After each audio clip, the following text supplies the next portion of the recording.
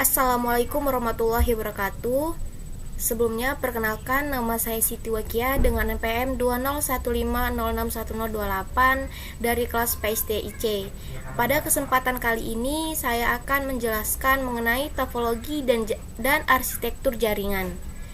Dalam suatu sistem jaringan, di mana seluruh komputer saling berbagi data dan resource satu sama lain, sehingga tercapai efisiensi dalam pemanfaatan teknologi, amat dibutuhkan perangkat-perangkat khusus dan instalasi tertentu.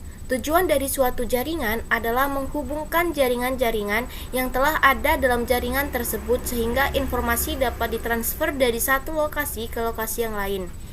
Pada topologi jaringan dibagi menjadi dua jenis, yaitu physical topology dan logical topology. Yang pertama, kita akan membahas tentang physical topology, di mana physical topology ini dibagi menjadi 6 bagian. Yang pertama ada topologi bus atau dash chain. Topologi ini memiliki karakteristik sebagai berikut. Topologi bus ini merupakan satu kabel yang kedua ujungnya ditutup, di mana sepanjang kabel terdapat not-not. Selanjutnya, topologi bus ini umum digunakan karena sederhana dalam instalasi, dan sinyal pada topologi bus melewati kabel dalam dua arah dan mungkin terjadi collision. Selanjutnya, topologi bus ini juga ada beberapa masalah atau problem terbesar pada saat kabel putus, karena jika salah satu segmen kabel putus, maka seluruh jaringan akan terhenti. Selanjutnya yang kedua ada topologi ring. Topologi ini mempunyai karakteristik sebagai berikut. Pada topologi ring, lingkaran tertutup yang berisi not-not sederhana dalam layout, artinya sinyal mengalir dalam satu arah, sehingga dapat menghindarkan terjadinya collision atau dua paket data bercampur, sehingga memungkinkan pergerakan data yang cepat dan collision detection yang lebih sederhana. Pada topologi ring ini juga terdapat problem, yaitu sama dengan topologi bus. Selanjutnya, topologi ring ini juga biasanya tidak dibuat secara fisik, melainkan direalisasikan dengan sebuah konsentrator dan kelihatan seperti topologi star. Yang ketiga ada topologi star. Topologi ini memiliki karakteristik sebagai berikut. Yang pertama, setiap node berkomunikasi langsung dengan central node. Trafik data mengalir dari node ke central node dan kembali lagi. Mudah dikembangkan karena setiap node hanya memiliki kabel yang langsung terhubung ke central node. Yang ketiga, topologi star ini memiliki keunggulannya jika satu kabel node terputus, yang lainnya tidak terganggu. Nah, pada topologi star juga dapat digunakan kabel yang lower grade, karena hanya menghandle satu traffic node. Biasanya digunakan kabel UTP. Yang keempat ada topologi extended star. Topologi extended star ini merupakan perkembangan lanjutan dari topologi star, di mana karakteristiknya tidak jauh berbeda dengan topologi star, yaitu setiap node berkomunikasi langsung dengan subnode, sedangkan subnode berkomunikasi dengan central node. Trafik data mengalir dari node ke subnode lalu diteruskan ke sentral. Selanjutnya, pada topologi extended star ini digunakan pada jaringan yang besar dan membutuhkan penghubung yang banyak atau melebihi dari kapasitas maksimal penghubung. Yang ketiga, topologi extended star ini juga memiliki keunggulan jika satu kabel subnode terputus, maka subnode yang lainnya tidak terganggu. Tetapi apabila central node terputus, maka semua node di setiap subnode akan terputus.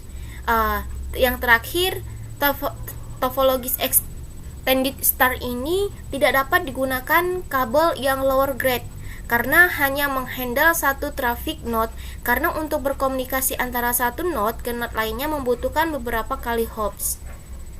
Yang kelima ada topologi hierarchical. Topologi ini biasa disebut sebagai topologi tree, dibangun oleh seperti halnya topologi extended star yang dihubungkan melalui subnode dalam satu central node. Topologi ini dapat mensupport baik baseband maupun broadband. Artinya topologi hierarchikal ini juga mensupport baik contention maupun token bus access. Yang keenam ada topologi mesh. Mesh topologi dibangun dengan memasang link di antara attention station. Sebuah full connected mesh adalah sebuah jaringan di mana setiap terminal terhubung secara langsung ke semua terminal-terminal yang lain. Biasanya digunakan pada jaringan komputer kecil. Topologi ini secara teori memungkinkan akan tidak praktis dan biayanya cukup tinggi untuk diimplementasikan. Mesh topologi memiliki tingkat redundancy yang tinggi, sehingga jika terdapat satu link yang rusak, maka suatu stasiun dapat mencari link yang lainnya.